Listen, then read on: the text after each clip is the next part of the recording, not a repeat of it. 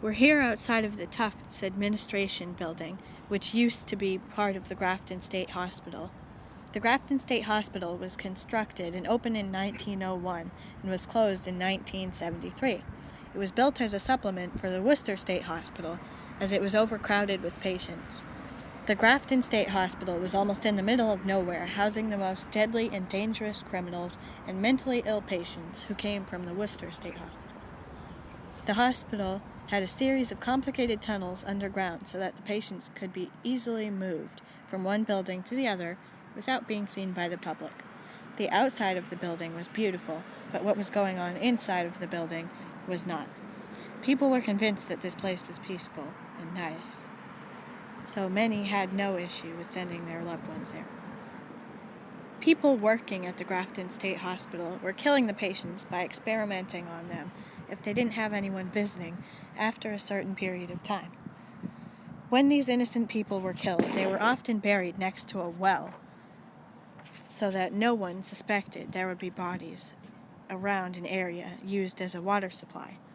No one knew about their long-kept secrets until a law was passed stating that all of this information had to be made public, though it had closed many, many years before.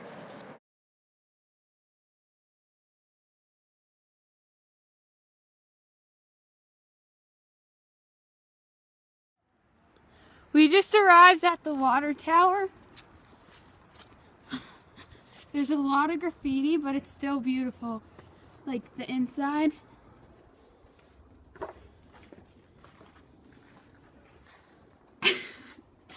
And then the roots on the outside are beautiful around the outside of it.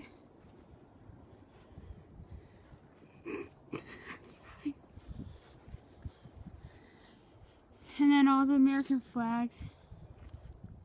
If there is a light, you can always see, and there is a world we can always be. If there is a dark within and without, and there is a light, don't let it go out. And this is a song for someone.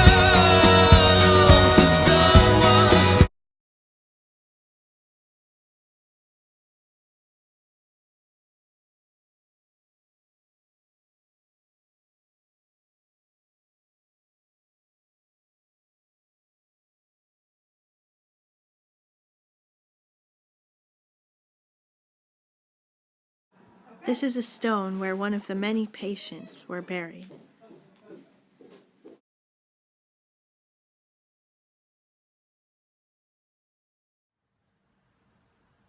The Worcester State Hospital was located in Worcester, Massachusetts. It was opened from 1876 to 1991. The Worcester State Hospital was a well-known mental institution in the big city.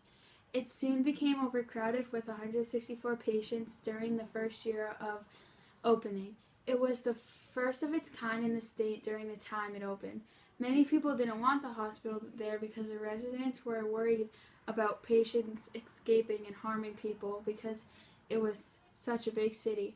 Thus, the Grafton State Hospital was built.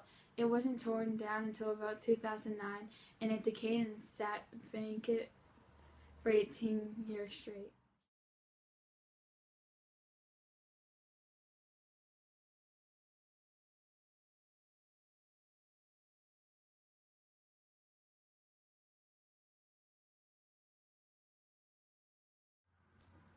The Danvers State Hospital, located in Danvers, Massachusetts, was built in 1874 and opened in 1878. The total cost of construction was about $1.5 million, originally consisting of two main buildings with 4 different wings. The building was huge at 700,000 square feet, and there were 40 buildings and structures built on the property, built to house about 450 people. Unlike some of the other hospitals of the time, the Danvers State Hospital refused to use restraints on their patients, and they emphasized on curing the patients rather than hiding them from the public or hurting them mentally and physically.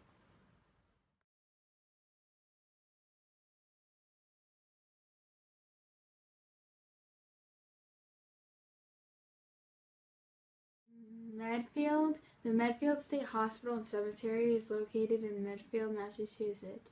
It was built in 1982.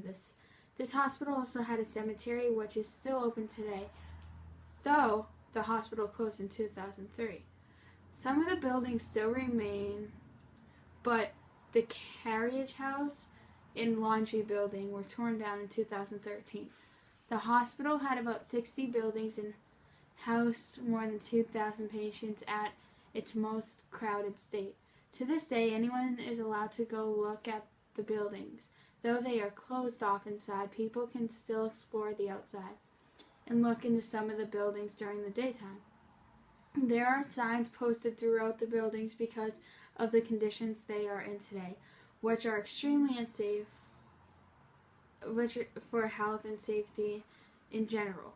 Going inside is strictly permitted and walking around the outside is alright, but less fun and not suggested.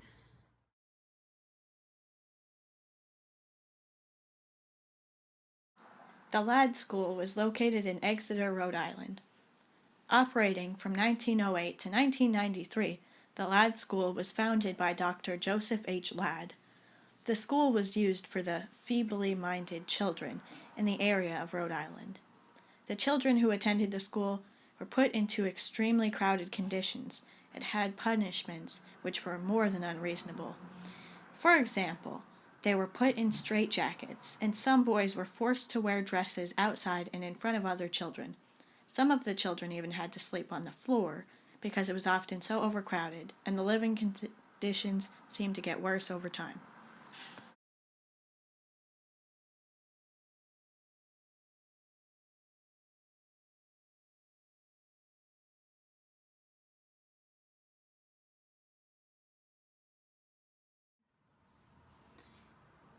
The Eastern Maine Insane Hospital was located in Augusta, Maine. The Eastern Maine Insane Hospital opened on July 1st, 1901. Within 5 days of opening, 145 patients were transferred from the Maine State Hospital all the way to the location in Bangor. Unlike some of the other hospitals, the patients actually went outside. Patients of the other hospitals seemed almost zombie-like because so many of them never did much. At this hospital, however, the patients worked on fields, raised livestock, manned the laundry, sewed, and worked in kitchen as part of their treatment. They were forced to work. In 1973, it was determined in court by a judge that those who actually had the ability to work could not unless they were paid for doing each job.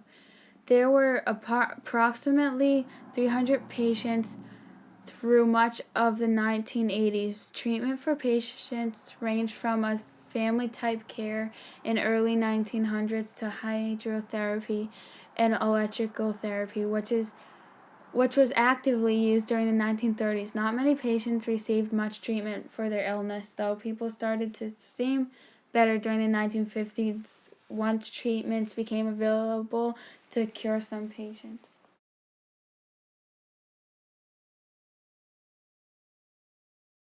Thank you for watching.